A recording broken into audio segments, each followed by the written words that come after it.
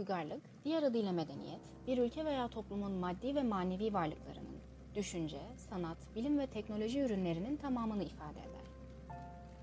Anadolu'nun Kızılırmak bölgesine yerleşip Hattuşa'yı başkent yapan Hititler, merkezi krallık yönetim şeklini uygulamıştır.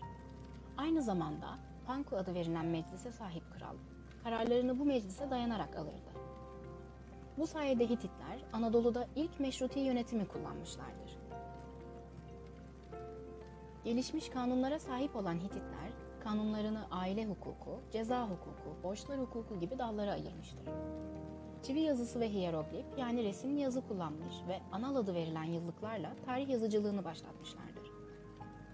Mısırlılarla savaş sonunda imzaladıkları Kadeş Anlaşması ise tarihin ilk yazılı anlaşmasıdır. Orta Anadolu'nun Sakarya Nehri çevresinde kurulan Frigya'nın başkenti Gordion'dur. Tarıma çok önem veren ve geçimini bu şekilde sağlayan Frigler, aynı zamanda dokumacılık, maden ve tahta işçiliği, heykeltıraşlık gibi alanlarda da gelişmişlerdir. Lidyalıların başkenti Manisa yakınlarında olan Sart'tır. Lidyalılar, Efes'ten başlayıp Ninova'ya kadar giden ticaret yolu olan Kral Yolu'nu bulmuşlardır. Ayrıca parayı icat eden uygarlık Lidyalılardır. Bu sayede ticarette takas yöntemi kalkmış ve düzenli bir ekonomik sistem oluşmuştur.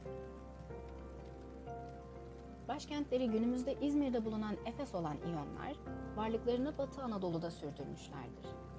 Şehir devletleri halinde yaşamışlardır. Denizcilikle uğraşan İyonlar, Fenike alfabesini geliştirmiş ve Anadolu'da demokrasiyi ilk kez kullanan devlet olmuştur. Özgür düşünceye çok önem verdikleri için tıp, tarih, matematik ve felsefede ilerleyip Anadolu'da kurulmuş en gelişmiş uygarlık olmuşlardır. Homeros'un İlyada ve Odessa destanı da İyonlardan çıkmış önemli bir eserdir. Başkentleri günümüzdeki Van olan Urartular, madencilik, kaya oymacılığı, kabartma sanatı ve taş işçiliğinde ilerlemiş bir uygarlıktı. Tarım ve hayvancılıktan geçimlerini sağlamışlardı. Urartular, mimaride de oldukça geliştikleri için pek çok su kanalı, bent, baraj, tapınak, kaya mezarı, kale ve saraylar yapmışlardır. Van Kalesi günümüze kalan eserlerden biridir. Günümüzde Fırat ve Dicle nehirleri arasında kalan bölgeye Mezopotamya denir. Irak, Suriye, ülkemizin Güneydoğu Anadolu bölgesi, İran topraklarının bir kısmı Mezopotamya olarak ifade edilir. Uygarlık tarihi Sümerlerle başlar. Şehir devletleri sistemiyle yönetilen Sümer uygarlığında her şehrin başında Patesi denen krallar bulunmaktaydı. Çivi yazısını icat ederek tarih devirlerini başlatan Sümerler, bilime önemli katkılarda bulundular. Matematik biliminin temellerini sayı sistemini icat ederek attıktan sonra 4 işlemi buldular. İlk defa ay takvimi ve güneş saatini de Sümerler kullanmıştır.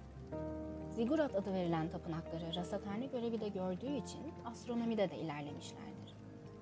Dünyanın ilk destanları olan Tufan, Yaratılış ve Gılgamış Sümerlere aittir.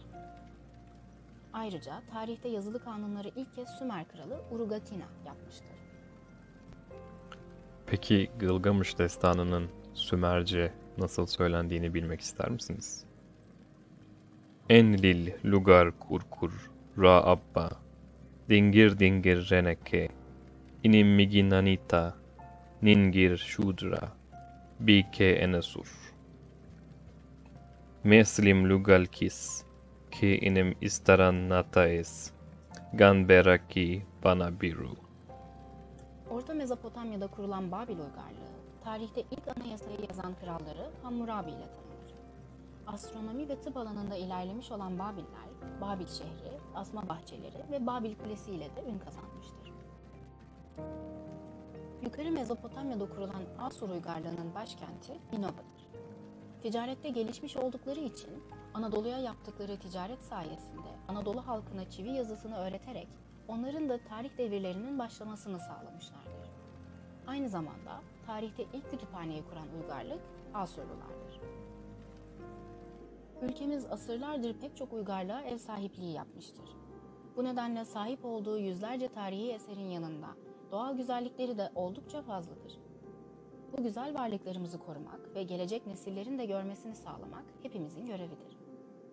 Denizli'de bulunan Pamukkale, Nevşehir'deki peri bacaları, Muğla Ölüdeniz, Bolu Abant Gölü, Rize Ayder Yaylası. Efes Antik Kenti İzmir. Santos ve Lenon Antik Kentleri Antalya. Aspendos Antalya. Mira Antik Kenti Antalya. Kız Kalesi Mersin. Hasankeyf Batman. Zeugma Antik Kenti Gaziantep. Balıklıgöl Şanlıurfa. Nemrut Dağı Adıyaman. İshak Paşa Sarayı Ağrı. Ani Harabeleri Kars. Sümela Manastırı Trabzon. Alacahöyük Çorum. Hattuşaş Çorum.